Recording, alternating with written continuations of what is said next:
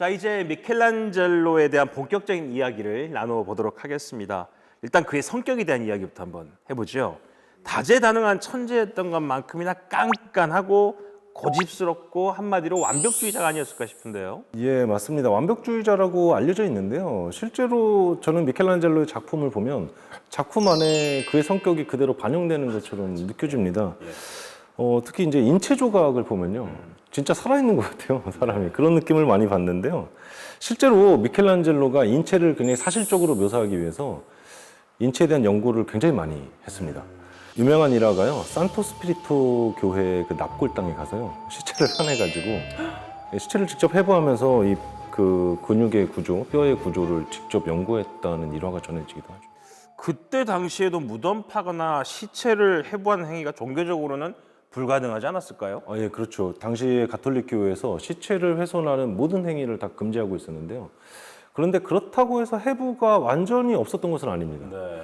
그 이미 중세부터 그 대학에서 의학을 공부하는 연구자들이 암암리에 좀 해왔었고요. 사실 미켈란젤로만 인체 구조에 관심을 가졌던 것은 아니고요. 르네상스 시기의 전반적인 경향이었습니다.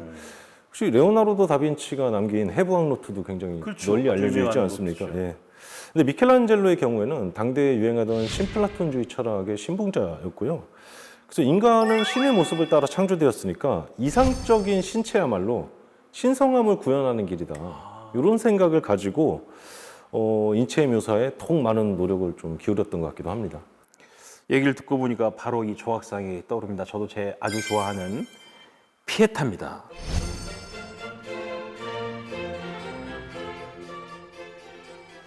표정, 감정, 그 다음에 그 옷의 잔주름까지 정말 바로 눈앞에 보이는 것처럼 살아있던 그 굉장한 감동을 느꼈는데요. 저도 이 작품을 볼 때마다 사실 놀라운데요. 이 피에타를 완성했을 당시의 미켈란젤로의 나이가 고작 24살에 불과했어요. 이야, 나는 24살 때 뭐 했나 싶습니다. 네. 이 젊은 미켈란젤로를 일약 스타로 만들었던 작품이죠. 피에타라는 거는 이제 자비를 베푸소서라는 뜻입니다. 죽은 예수를 안고 있는 마리아. 예, 어머니 마리아의 모습을 조각한 작품이고요. 당대 사람들이 미켈란젤로의 작품을 보면서 때리빌리따라는 표현을 씁니다. 때리빌리따. 예, 이 이탈리아어인데요. 그러니까 아름다움이 극한에 이르러서 막 공포스러울 정도다. 뭐 이런 뜻입니다. 그러니까 쉽게 말하자면 무서울 정도로 아름답다, 막 소름 끼칠 정도로 아름답다 이런 뜻인데요. 저는 이 피에타라는 작품을 볼 때마다 왜 이런 표현이 만들어졌는지 뭐 충분히 이해가 됩니다. 자, 미켈란젤로의 피에타. 그 다음에는 이 작품이 또 얘기를 안 할 수가 없습니다. 화면 보시죠.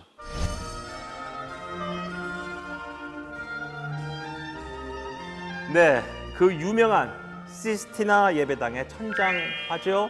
천지창조입니다. 와, 이 작품 또한 인간의 한계를 뛰어넘었다는 평가를 받고 있고요. 저도 한번 관광 가서 본 적이 있는데 시간이 정해져서 바로 밀려 나와야 되는데도 정말 그 자리에 뚝 서가지고 고개를 돌릴 수가 없는 그 감동이었거든요. 소개 좀 부탁드리겠습니다. 예, 이 시스티나 성당의 천장벽화는요, 4개의 주제로 기획되었습니다. 그러니까 성서에 나오는 많은 에피소드들을 천장에다 그려놓은 건데요. 예수의 일생, 그리고 모세의 일생, 그리고 천지창조, 그리고 그리스도 선조들의 모습. 이 4개의 테마를 구성하는 다양한 군상들로 구성된 작품이죠. 이 중에 제일 유명한 것은 천장 중앙을 장식하고 있는 9폭의 천지창조겠죠. 그 시스티나 예배당 천장 크기가요, 길이가 41m고요, 폭이 14m, 그리고 높이가 21m로 어마어마한 규모죠. 그래서 미켈란젤로가 총 4년에 걸쳐서 살인적인 노동 강도와 싸우며 완성한 작품입니다.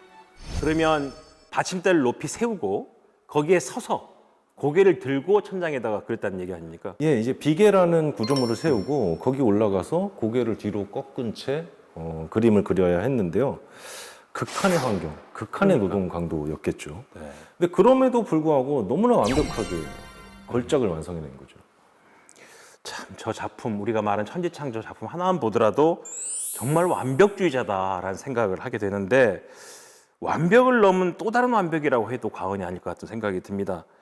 이 작품 이렇게 완성할 때까지 우여곡절이 많았겠죠? 예, 우여곡절이 많았죠, 시작부터. 그래서 당시 교황이 율리우스 2세였는데요. 성베드로 대성당의 재건 사업을 진행하고 있었습니다. 그 재건 사업의 일환으로 미켈란젤로에게 시스티나 예배당의 천장화를 의뢰하게 되죠. 근데 아까 말씀드렸던 것처럼 미켈란젤로는 스스로의 정체성을 조각가로 규정하고 있지 그렇죠. 않았습니까? 근데 난 조각가인데 그림을 주문하니까 그렇게 뭐 썩 기분이 좋지는 않았어요. 그래서 피하고 싶었죠, 이 작업을. 그리고 더 중요한 거는 당시 미켈란젤로 나이가 31살이었습니다. 그런데 그때까지 이 프레스코화 작업을 해본 경험이 없었어요. 아, 진짜? 예. 자기가 익숙하지 않은 작업이고 그래서 마지막까지 이제 고사를 했는데 이 율리우스 2세가 원래 성격이 막무가내인 인물입니다. 전사교황으로도 잘 알려져 있고요. 그래서 어쩔 수 없이 이제 의뢰를 수락하게 되었던 것이죠. 이거 시작부터 쉽지 않았겠는데요? 예, 사실 이 천장화 관련된 에피소드들이 너무 많은데요. 물론 설들이긴 하지만 그래도 제가 한번 소개를 해드리면 예를 들면 미켈란젤로가 교황한테 내 그림을 그리는 동안 예배당에 아무도 출입하지 못하게 해달라 이렇게 요청을 했는데 교황이 말없이 거기를 들어갔다고 그러죠. 그래서 미켈란젤로가 교황 앞에서 붓을 그냥 꺾어버렸다는 일화가 전하기도 하고 정말 예술 앞에서는 권력도 힘도 아무것도 아닌 것 같다는 생각도 듭니다. 아니 그때도 보니까 이렇게 고통스러운 작업 하루 종일 고개를 90도로 꺾어서 천장을 보면서 그림 그리는 작업을 하루 종일 하면서 하루에 한 끼를 먹었다. 그렇다는 얘기 아닙니까? 얘기가요? 정말 대단한데 우리는 그렇게 하루에 한 끼 갖고 못 삽니다. 셰프님, 지금 요리가 어느 정도 진행됐나요? 아, 네, 교수님. 말씀처럼 미켈란젤로가 작업 중에는 대충 끼니를 때웠기 때문에 영양은 듬뿍 하지만 호로록 간단히 먹을 수 있게 조리 중이니까요. 조금만 더 기다려주세요.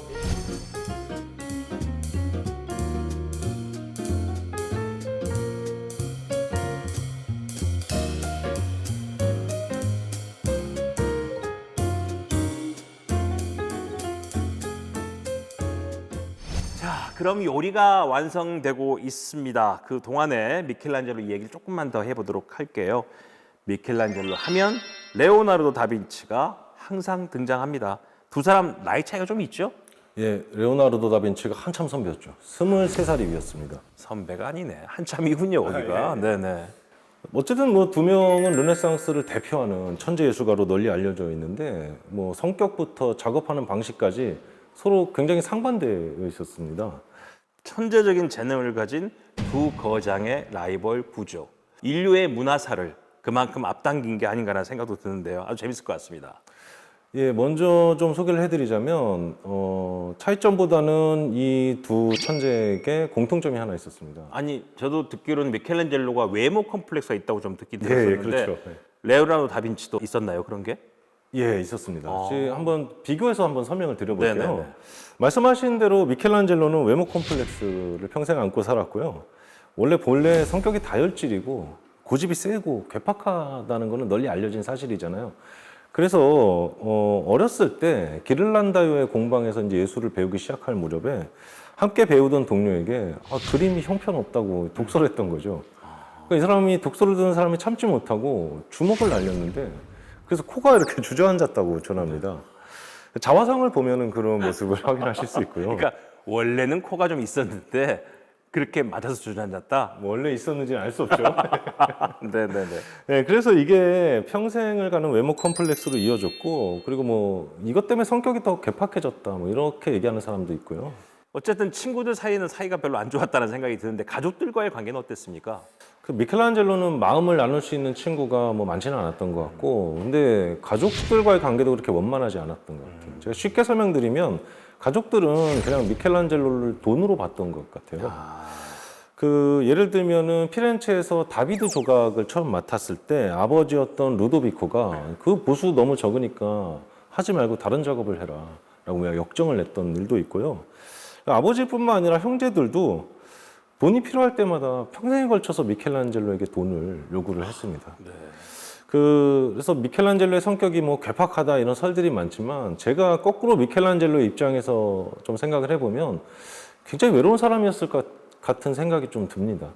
소년 가장도 했다가 청년 가장도 했다가 그렇죠? 집안 식구들을 모두 책임져야 되는 안타까운 마음도 듭니다. 아마도 그 고독과 고통이 바로 그가 남긴 예술적 경지를 더 끌어올린 게 아닌가라는 생각도 할 수 있겠는데요. 자, 이제 레오나르도 다빈치 얘기를 해보겠습니다. 예, 다빈치는 미켈란젤로와 반대로 젊은 시절에 키가 훤칠한 미남이었습니다. 많은 사람들이 호감을 가지고 있었죠. 그래서 이제 컴플렉스와는 거리가 멀어 보이는데 사실 자신의 출신에 관한 컴플렉스를 가지고 있었습니다. 아버지가 피에로 다빈치라는 인물이었는데요. 지주 가문이었고, 근데 어머니가 사회적 신분이 굉장히 낮은 농부의 딸이었습니다. 그 사생아였죠. 그래서 네, 그 레오나르도 다빈치가 패션에 관심이 굉장히 많았고 자기 옷을 사는데 돈을 아끼지 않았다고 전해지는데요. 아마 적자와 서자의 구별이 법적으로 명확한 이 과거 사회에서 비천한 출생 이력 때문에 자신의 겉모습을 더 화려하게 표현하려는 욕구가 있지는 않았는가 하는 생각도 좀 해보게 됩니다. 뭔가 이 레오나르도 다빈치는 이미지 때문에 금수저였을 거다라고 사람들이 많이 생각하는데 완전 아니었군요.